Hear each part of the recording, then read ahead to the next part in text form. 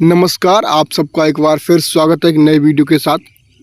आज हम बात करने वाले हैं सारा रिफंड पोर्टल को लेकर के, जो इतने दिनों से बातें चल रही हैं। आप लोग देख रहे होंगे, अभी फ़िलहाल इस बारे में कोई बात नहीं कर रहा है और सही तरीके से पैसा कैसे वापस हो सकता है, मैं लगातार इस बात को आपके सामने रख रहा हूँ और फिर से एक बार इस बारे में आपको बताने वाला हूँ। जो लोग ऑनलाइन तरीके से बता रहे हैं उनकी बातों को सुन लीजिए और फिर हमारी बात को सुनिए, उसके बाद आप अपनी सहमति को रखिए कि कौन सही बात कर रहा है। तो वीडियो अच्छा लगे लाइक करें, चैनल को सब्सक्राइब करें, शेयर करें ताकि अन्य लोग तक जानकारी पहुंच सके। सबसे पहले हम बात करते हैं, आप लोगों ने देखा होगा जब से ऑनलाइन हुए फॉर्म सब लोगों ने ऑनलाइन करवा दिए और किसी को भी पैसा नहीं मिला। और सबसे इम्पोर्टेंट चीज़ आप यहाँ पे ये देख सकते हैं, जब फॉर्म ऑनलाइन हुए तब वही मेंबरशिप नंबर वैलिड हो रहा था।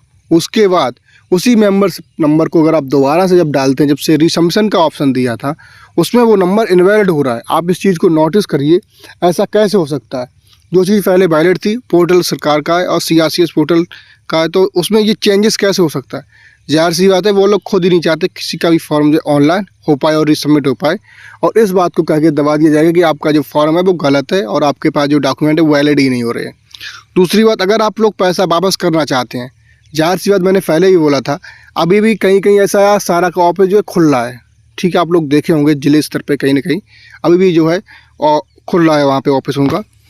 तो जिस तरीके से आप लोगों ने पैसा लिया है तो उस तरीके से वापस क्यों नहीं कर रहे? जबकि आप अच्छी तरीके से जानते हैं, अगर ऑफलाइन भी देना चाहें तो पैसा दे सकते हैं, इतना बड़ा कोई इसमें बवाल नहीं है।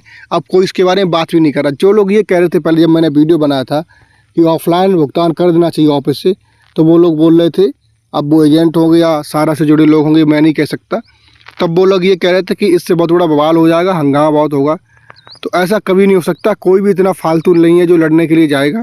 सबको अपना पैसा चाहिए, जब कायदे से भुगतान होने लगेगा। आप निम्न स्तर से शुरू कर सकते हैं कि जो छोटे, मान लीजिए जिनका 10,000 तक का पेमेंट है, पहले 10,000 तक वालों का होगा। सीधी सी बात है, डेट अनाउंस कर दीजिए कि इस डेट तक है जो 10,000 रुपये वाले ही लेने आएंगे।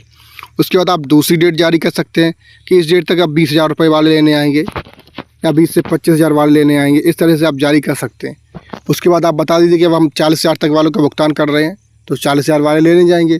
उसके बाद आप कह दीजिए कि 50,000 तक वालों का हुआ तो 50,000 वाले जाएंगे। फिर आप 1 लाख से बोल सकते हैं, 1 लाख तक वालों का अब हम देने लगे हैं क्योंकि भीड़ कम हो गई, तो दे सकते हैं, जाहिर सी बात है।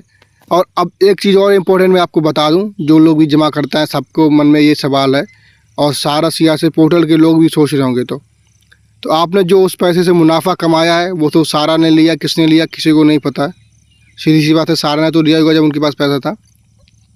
अब बहुत सारे लोग इस तरह के जो मुझसे मिलते हैं, बात करते हैं, तो सिर्फ इतना कहते हैं कि किसी तरीके से मेरा पैसा ही वापस हो जाए, मुझे आपका इंटरेस्ट और वो कुछ नहीं चाहिए।